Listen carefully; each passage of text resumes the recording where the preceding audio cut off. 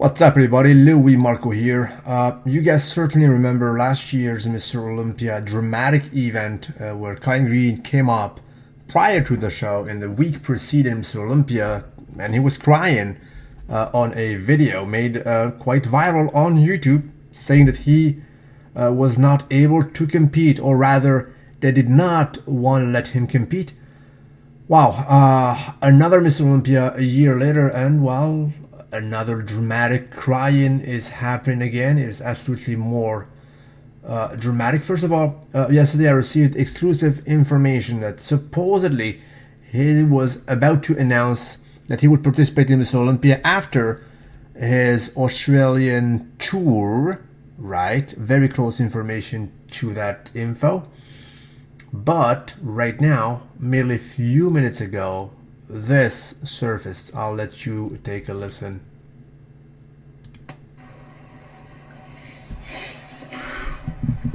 But what does that mean? What does that mean? When somebody does something like that to you, what does that mean? حصريا على بطل العرب.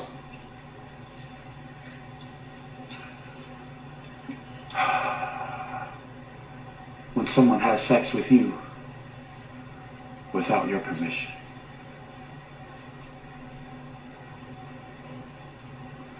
What do you call that?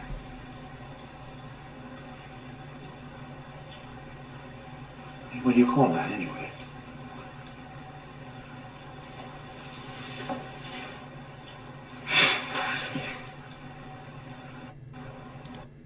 That's it. So it was published on an Arabic outlet on Instagram. So they said حصريا على بطل العرب, which means it is live right now on that website. Wow. Personally, I think that I'm quite in touch, as you guys know, with bodybuilding and fitness pretty much on a daily. I have, inside information, whatever. I was not aware about this video. I have absolutely no idea what is the time frame that video was published, or when did he say this. Better to know that Mr. Greene, as far as I know, he was in foster houses. He was raised in a dramatic way. He has a tough childhood in the East Coast, as far as I know, right? And some say actually that his artistic side stems somehow from his troubled past, right? He does some painting, very advanced actually. He's very artistic in that sense. Needless to say that he is by far, take it from ever, when he poses, he puts a lot of artistic, basically effort in his posing routine. Is the most dramatic, the most extreme by all measures. You cannot compare him to Darren Charles. You cannot compare him to Flex Wheeler, to Francis Benfato. All these good classical posers, they pale in comparison to the basically extravagant way of posing of this gentleman right here. As you guys know as well, I nicknamed him the Shakespeare of bodybuilding, because indeed he has a very rich and quite colorful, to say the least, vocabulary. When he answers a question, he goes into deeps, in a sense. It is absolutely mesmerizing, and you need to be awake, probably on 2 or 3 scoops, to decipher the very sense of his speeches, in a sense, right? And here he is right now, obviously crying about sexual abuse.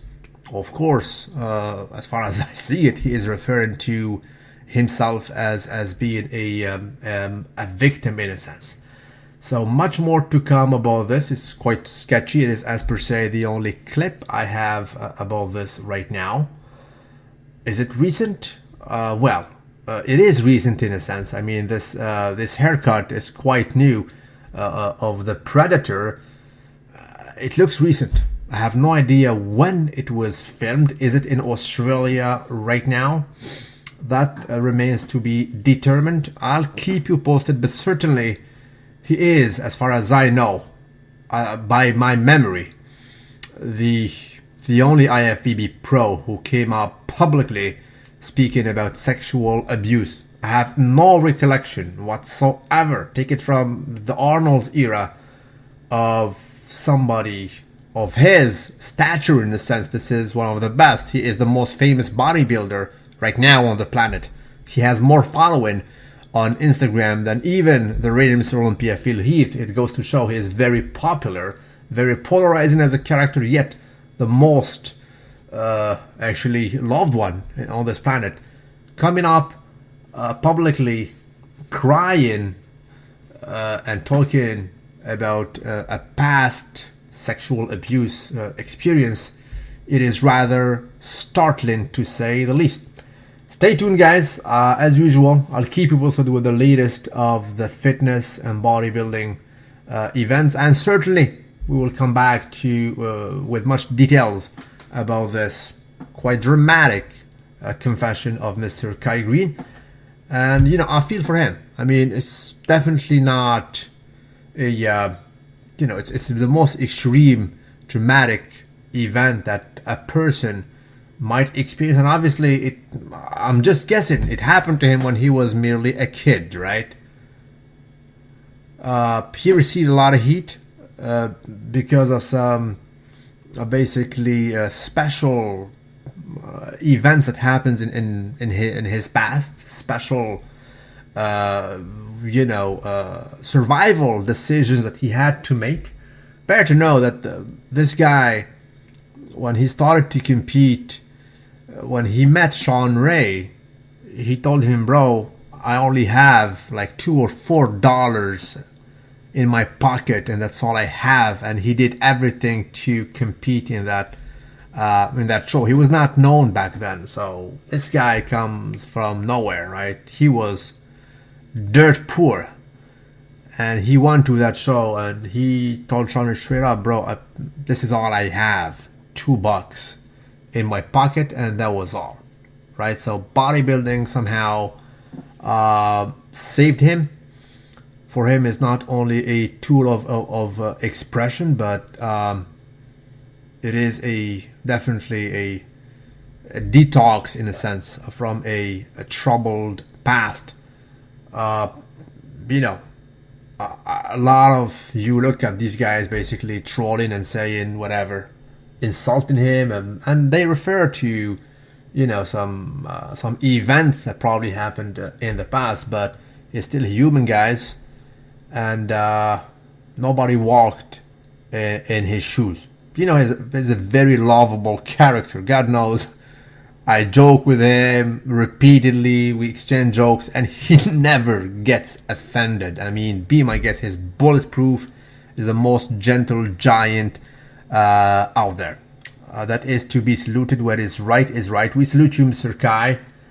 God bless you, and you know what's up. You know that you have tremendous fans. These guys love you. The millions of people who follow you and basically cheer for you are basically throwing love for you, and we support you in this confession. It is absolutely courageous from you to make a move as a man, as a big man, as a huge, almost 300-pounder off-season mofo coming on, basically publicly speaking about this and crying about it as a man is certainly an act, a class act to be saluted. I salute you, Mr. Greene.